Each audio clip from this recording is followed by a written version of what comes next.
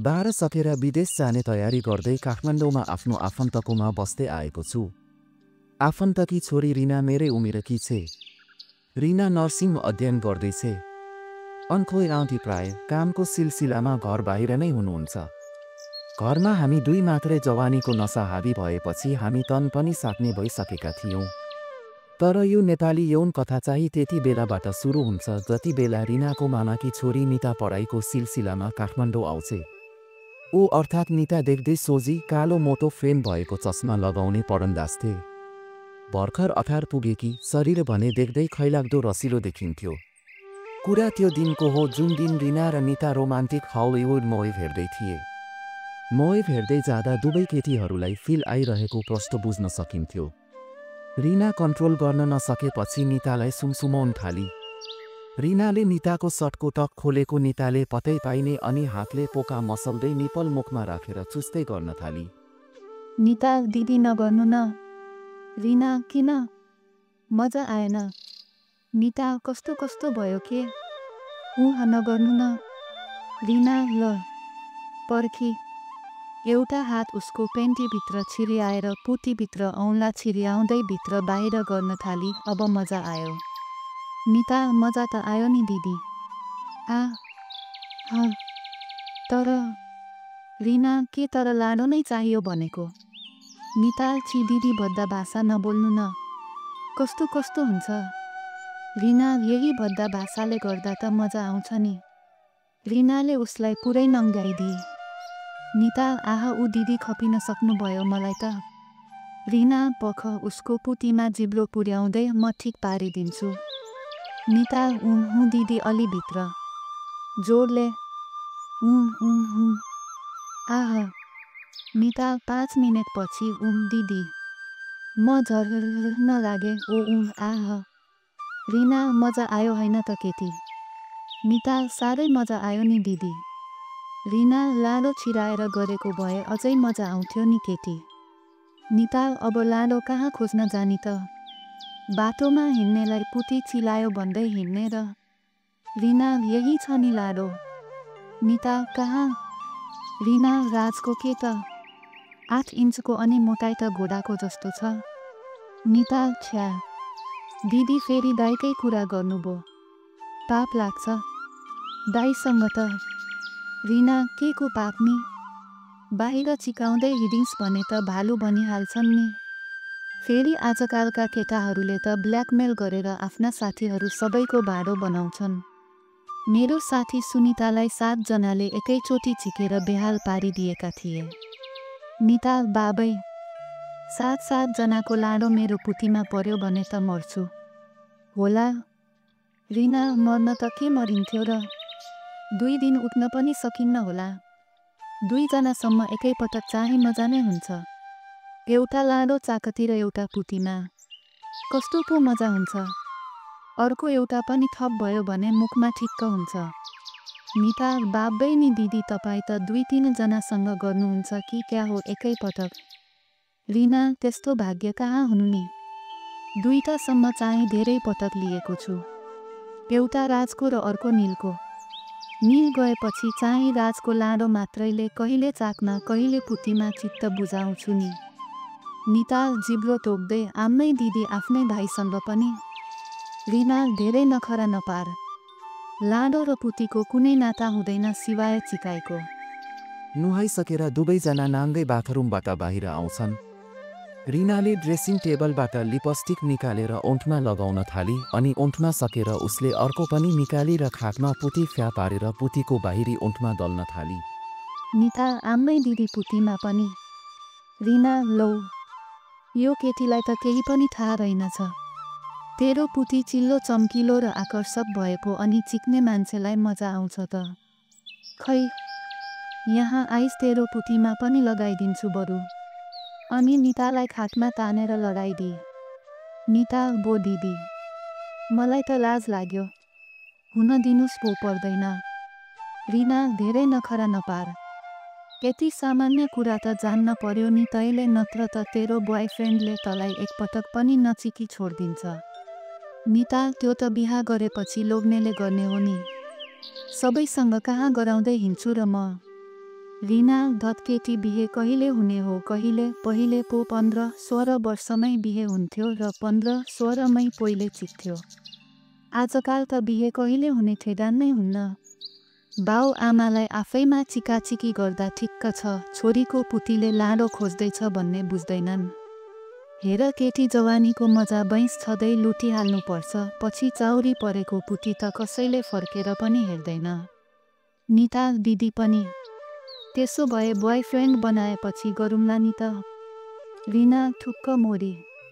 यस्तो पोटिलो ज्यान अनि कामुक जवानीको मजा लिन त तरुणीहरू मरिहत्ते गर्छन्। त चाहिँ सडेर बस। रिनाले उसको पुतीका फाकामा मेकअप गरिदिइसकेकी थिए। मलाई त तुरुन्तै चिकाउन मन लाग्यो।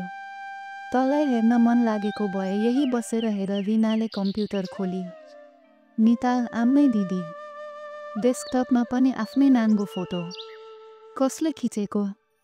रिना आफ्नो कम्प्युटरमा त जे राखे पनि कसलाई के मतलब? अनि राजले यस्ता फोटो त तरिकाको खिच्छ।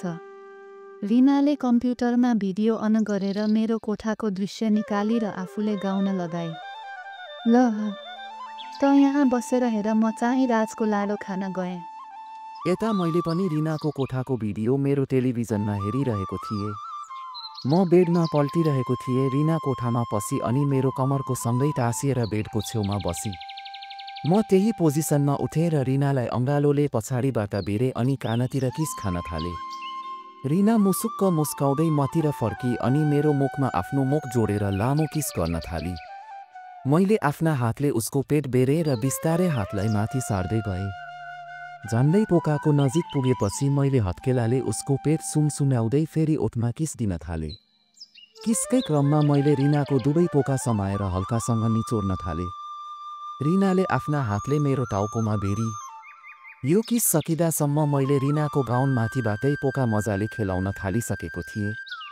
किस छुटेपछि मैले चोर औँलाको सहायताले रिनाको गाउन घाँटिनेरबाट काँधौँदै तल सार्न थालेँ। रिनाले मलाई सहयोग गरिरहेकी थिई। उता निता ठुल्ठुला आँखा बनाएर कम्प्युटरको स्क्रिनमा हाम्रो यौन क्रीडा हेरिरहेकी थिई। गाउनलाई तल पुर्याएपछि कमरमाथि रिना नाङ्गै भएकी थिई र मैले उसको नाङ्गो पोकालाई घरि हल्लाउने र घरि दबाउने अनि घरि मसल्ने र घरि घुमाउने गर्दै थिएँ।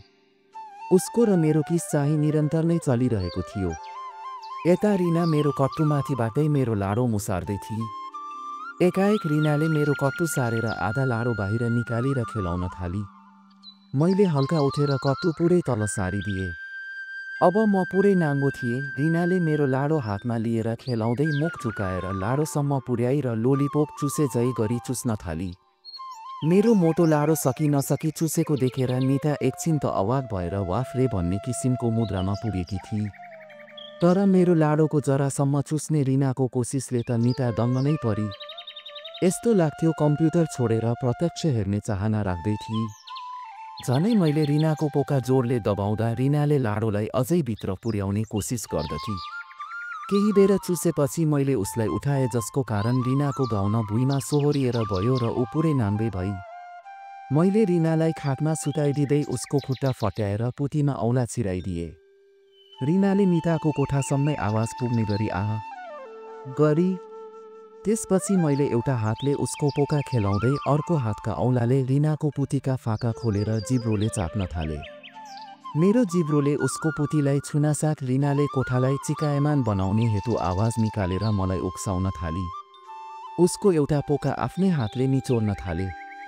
उसको र मेरो उद्देश्य नितालाई चिकाइको मजा असीमित र अति आनन्ददायी हुन्छ भन्ने अनुभूति गराउनु नै थियो। हाम्रो यति काम नै नितालाई सम्काउन काफी भइसकेको मैले अनुभव गरिरहेको थिएँ। केही बेर रिनाको पुती चाटेपछि रिना, राज अब त अति भयो, लाडो छिरा नपुतीमामा। म कति हतार गर्छेस्, अहिले त खलास भइहाल्छेस् अनि मेरो लाडोलाई दिमाग खराब हुन्छ। अर्को पुती पनि भए त ठिक हुन्थ्यो। चुपचाप एकछिन मेरो लाडो चुस। रिना, आजबाट त एउटा पुती थपिएको छ नि घरमा, निताको पुती। म मान्दिन होला नि त त्यसले मसँग चिकाउन।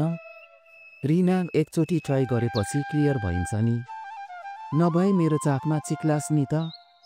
म खै छोड, अहिले मजा आइरहेको बेलामा ट्राई गर्नुभन्दा धेरै चाकमा चिक्छु। अनि उसको चाकमा लाडो छिराए। निताले आश्चर्यचकित हुँदै आँखा नजिम्क्याई स्क्रिनमा हेरिरही। उसलाई थाहा थिएन त्यही कम्प्युटरको वेबक्यामबाट हामीले उसलाई पनि हेरिरहेका थियौँ।